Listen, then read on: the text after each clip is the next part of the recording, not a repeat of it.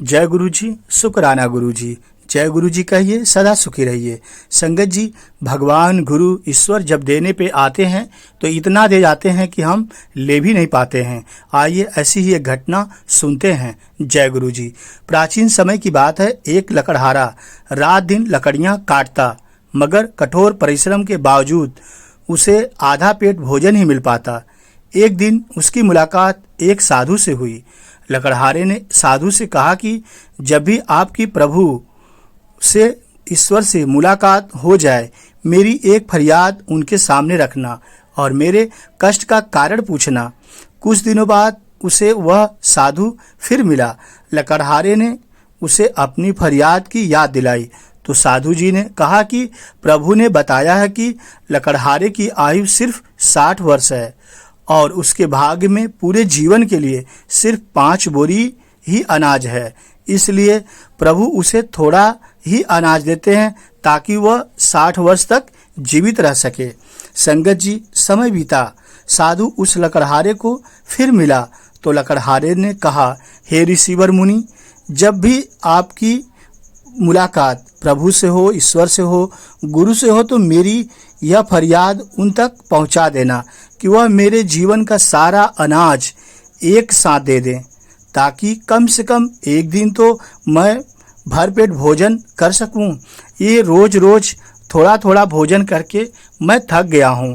मैं बहुत परेशान हूं कि किसी दिन मैं भरपेट भोजन नहीं कर पाता हूं। ऐसा फरियाद लकड़हारे ने ऋषि मुनि से किया। संगत जी, अगले दिन साधु ने कुछ ऐसा ही किया।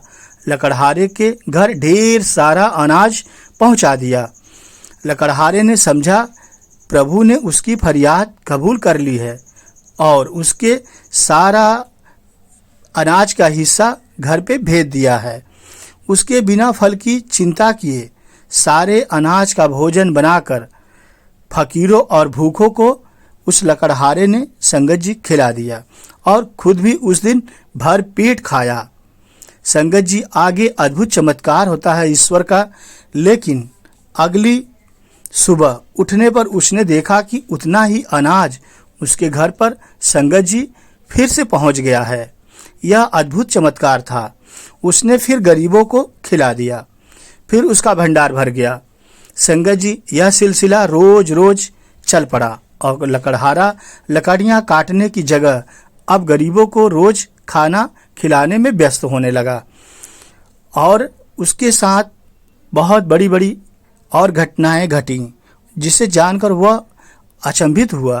कुछ दिन बाद वह साधु फिर लकड़हारे को मिला तो लकड़हारे ने कहा, हे ऋषिवर मुनि, आप तो कहते थे कि मेरे जीवन में सिर्फ 5 बोरी ही अनाज लिखा है, तो इतनी बोरियां रोज कहाँ से आती हैं? यह मैं जानकर हैरान हूँ, क्योंकि आपकी बातें तो सदा सत्य होती हैं। फिर ये मेरे पास रोज की रोज बोरियां कहाँ से आ रही हैं? मेरे जीवन में तो सिर्फ आपने 5 बोरी ही लिखा था।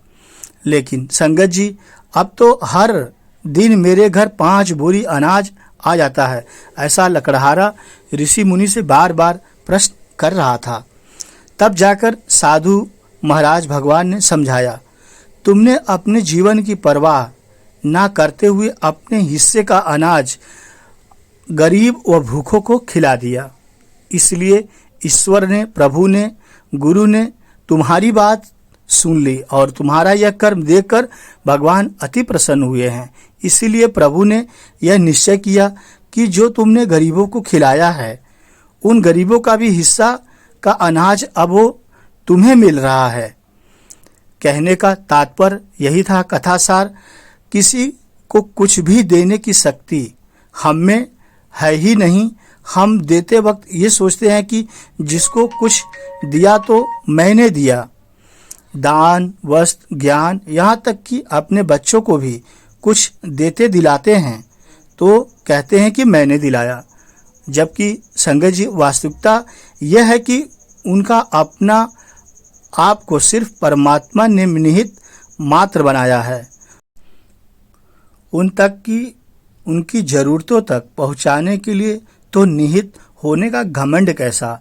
जो सब कुछ है इस धरती पे सब ईश्वर का है, वही उसके मालिक हैं। लेना देना सब ईश्वर के हाथ में है। दान किए से जाए दुख, दूर होए सब पाप। साईं आकर द्वार पे दूर करे संताप। संगत जी, आपके पास है तो दान कीजिए, उसका फल जरूर मिलेगा एक दिन। जय गुरु जी, शुक्राना गुरु जी, वाह वाह गुरु जी, धन धन गुरु जी।